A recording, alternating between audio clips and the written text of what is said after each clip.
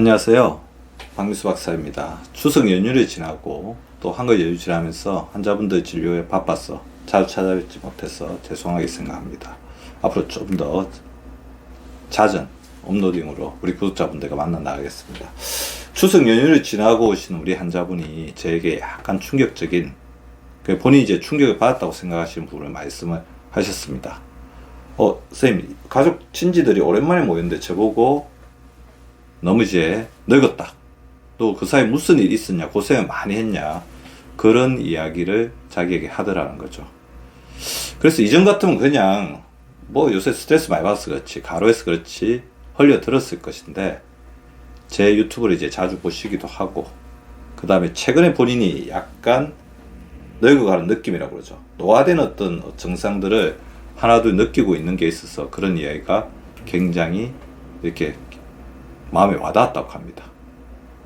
그래서 제가 말씀드렸죠. 그런 이야기를 들었다고 한다면 단순히 이제 걱정해서 하는 말일 수도 있지만, 진짜 당신의 노화 속도가 다른 사람에게 빠르게 느껴진다, 그렇게 생각하실 수도 있어야 된다고 말씀을 드렸습니다. 노화는 얼굴에 나타나기 때문이죠. 실제로 해외에서 노화와 관련된 흥미로운 실험을 한번 했습니다. 태어난 이씨는 물론이고 부모부터 같은 이제 유전자를 물려받은 일란성 상동이를 통해서 추적 관찰을 했는데요. 하루에 딱 심사위원들이 이렇게 같이 이렇게 판단한 거죠. 같은 일란성 상동인데도 불구하고 노안인 사람이 있다고 한다면 노안과 동안을 그 다음부터 이제 추적 관찰을 했습니다. 상동인 중인 노안인 사람이 더 일찍 사망한다는 연구 결과가 있었습니다. 부모로부터 똑같은 유전인자를 물려받았지만 그동안 그 사람이 어떻게 살아오고 어떤 생활 습관을 가졌냐에 따라서 노화의 속도가 달라진 것이고, 이것을 이제 우리가 후생 유전학이죠. 자, 그 부분이 얼굴에 드러났고, 놀랍게도 이 얼굴에 드러난 노화의 속도가 바로 수명에도 반영이 되었다는 것입니다. 그래서 오늘은 자신의 노화가 남들에 비해 빠른 속도로 일어나고 있는지, 그리고 그것을 알 수 있는 방법이 있는지를 한번 체크를 해보려고 하는데요. 저는 이제 노화에 관련되는 수많은 이제 기전들이 있지만 한 3가지 정도. 노화는 소리 없이 지속적으로 내 몸에서 일어나는 과정이기 때문에 만성적이죠. 그래서 만성 피로, 만성 통증, 그 다음에 만성 염증, 이 3가지의 커넥션에 대해서 요즘에 굉장히 주목을 하고 있습니다. 일단 나의 노화 속도를 나타내준 징표, 내 몸에 나타나고 있는 징표들을 좀 보시면 아마 우리 구독자분들이 더 평소에 느끼고 계신 것이라고 이제 볼 수가 있는데요. 첫 번째, 걸음 속도가 이전에 비해서 느려졌습니다. 본인은 못 느낄 수도 있습니다. 그래서 그런 분들이 있어요. 이상합니다. 이전에는 이렇게 우리 지하철이나 버스에서 내려서 집에서 가는 시간이 이 정도였는데 자기 모르게 어느새 조금씩 시간이 늘어나 있다는 거죠. 자, 걸음 속도가 이전에 비해서 느려진다는 것은 관절의 문제, 근육의 문제, 그리고 혈액순환의 문제, 호르몬의 문제, 이런 것들이 굉장히 복합적으로 나타나 있는, 어떻게 보면 노화를 나타내는 데서 가장 중요한 인자 중에 하나로 볼 수가 있고요. 우리가 나중에 그 치매라든지 여러 가지 활동 장애를 나타내는 데서도 걸음 속도를 굉장히 중요하게 생각하고 있습니다. 100세까지 살아야 되잖아요. 자, 100세 시대에 살아가는 데 있어서는 일정한 젊은이 못지않은 걸음의 속도를 유지하는 게 굉장히 중요하고요. 최근 살펴보면 횡단보도를 지나다가 횡단보도 이제 신호등이 바뀌고 나서도 횡단보도를 벗어나고 있지 못하는 그 어르신들, 노쇠된 노인분들을 볼 수가 있는데요. 이런 부분들을 미연에 이제 방지하는 게 굉장히 중요할 것 같습니다. 두 번째는 이제 피부의 색소를 이야기하고 싶은데, 이전에 비해서 피부에 검버섯이나 그다음에 색소 침착이 유의미하게 늘어난다는 거죠. 자, 이것은 무엇을 이야기하냐면 자외선을 받았을 때 그 부분에 대해서 대응하는 활성산소 방어 시스템, 즉 방사능 능력이 떨어진 상태를 이야기하는 것입니다. 세 번째, 기억력의 장애. 그럼 기억력의 장애라는 게 어떨 건가? 자, 옛날에는 저 연예인의 이름 알았는데 TV에서 갑자기 보다 보니까 익숙했던 연예인의 이름이 생각이 안 난다는 거죠. 이름이 떠오르지가 않는다는 거죠. 그런 부분들도 굉장히 중요한 전초 중에 하나라고 볼 수가 있을 것 같고요. 자, 우리가 노화가 됐을 때 오랫동안 고생하면서 가장 먼저 이렇게 닳는 기간, 외형적으로 드러나는 기간 중에 가장 대표적인 관절이죠. 그래서 무릎의 관절통이라든지 관절에서 소리가 난다고 한다면 노화의 징후라고 볼 수 있습니다.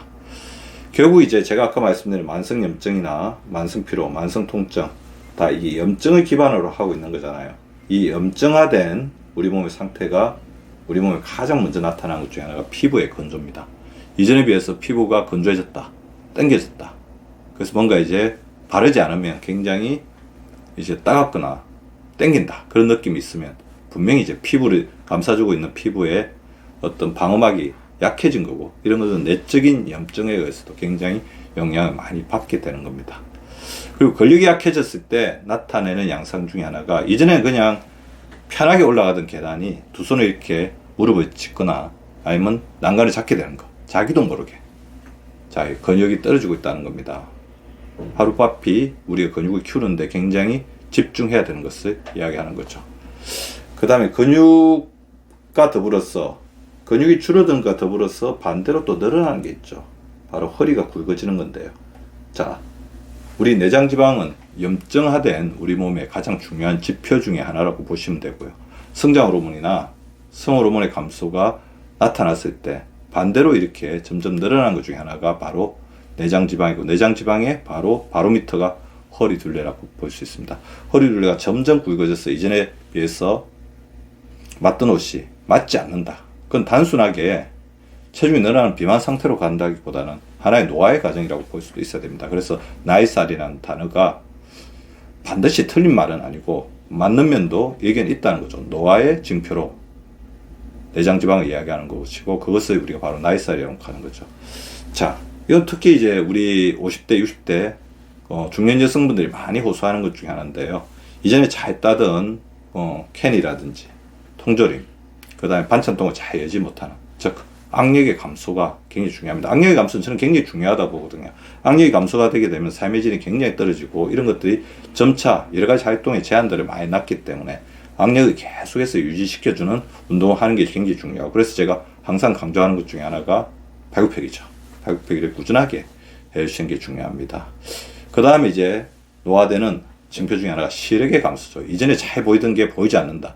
단순히 눈이 나빠진 것일 수 있지만 전체적으로 눈은 우리 몸의 에너지의 직결체이자 우리가 건강을 얼마나 잘 관리하는지, 순환이 얼마나 잘 되고 있는지를 나타내는 지표이기 때문에 시력의 감소도 노화의 징표라고 볼 수 있습니다.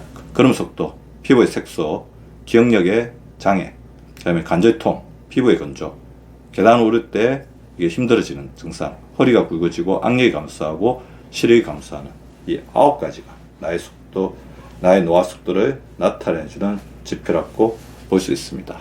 그래서 오랜만에 만나는 사람이 이전에 비해서 나이가 들어 보인다, 피곤해 보인다, 힘들어 보인다 이야기한다면 단순히 걱정하거나 잔소리를만 여기지 말고 나의 노화 속도가 빨라지고 있는 것은 아닌지, 만성피로, 만성염증, 만성통증을 잘 관리하지 못하고 있는 것은 아닌지 반드시 체크를 해보셔야 됩니다. 노화의 원인을 지나치게 찾으려고 하는 것보다는 노화를 늦추는 핵심 한 가지라도 확실하게 하는 게 좋겠죠. 저는 염증을 조절하는 게 굉장히 중요할 것 같습니다. 우리 인체에서 우리 몸의 염증 노화를 막는 4가지 어떤 중요한 방어막이 있죠. 첫 번째 장입니다. 자기에게 맞는 유산균, 그 다음에 식이섬유, 수분 섭취를 원활하게 하는 게 굉장히 중요할 것 같고요. 두 번째는 근육입니다. 근육량이 늘리기 위해서 끊임없이 노력해야 됩니다. 허벅지 근육, 종아리 근육, 팔 근육까지 늘리기 위해서 노력해야 되고요. 복부 근육이나 허리 근육도 끊임없이 키우기 위해서 노력해야지 신체 밸런스가 맞게 되는 거죠. 근력 운동을 생활화 하시고 자기에 맞는 단백질, 꾸준하게 식물성, 동물성 단백질 가리지 말고 드셔주시기 바랍니다. 그 다음에 우리 몸에 끊임없이 침입해오는 활성산소로부터 나름 지키는 게 굉장히 중요하겠죠. 그래서 파이토케미칼, 비타민과 미네랄 풍부한 파이토케미칼을 섭취하시고 항산화 영양소들을 규칙적으로 섭취하시는 게 중요하겠죠. 네 번째 가장 중요한 것은 우리 몸의 균형을 잡아주는 거죠. 우리 몸의 평형을 잡아주는 것입니다. 그 중에 가장 중요한 것은 호르몬 균형이라고 생각할 수가 있을 것 같아요. 세로토닌, 옥시토신과 같은 긍정 호르몬, 도파민의 조절과 같은 조절 능력을 갖추는 게 굉장히 중요할 것 같습니다. 긍정적인 생각을 하고요. 너무 많은 생각을 머릿속에 담고 있으면 안 됩니다. 걱정을 뿌리치기 위해서 생각 중지 훈련을 생활화해 주시기 바랍니다. 자기와 뜻이 맞는 사람에게 자기 걱정거리 잘 털어놓아서 걱정은 좀 줄여주시고요. 그 다음에 좋은 일, 선행들을 자꾸 베풀면서 자기의 자존감을 또 높이는 게 굉장히 중요하겠죠. 그리고 우리 몸을 건강하게 하는, 호르몬을 건강하게 하는 가장 최고의 것은 운동입니다. 그래서 규칙적인 운동을 해주시는 것이 중요할 것 같습니다. 오늘은 자신의 노화가 남들에 비해 빠른 속도로 일어나고 있는지 알 수 있는 방법에 대해서 한번 알아보았는데요. 구독자분들 반드시 한번 체크해 보시고 미연에 조기 노화를 방지하시기 바랍니다. 감사합니다.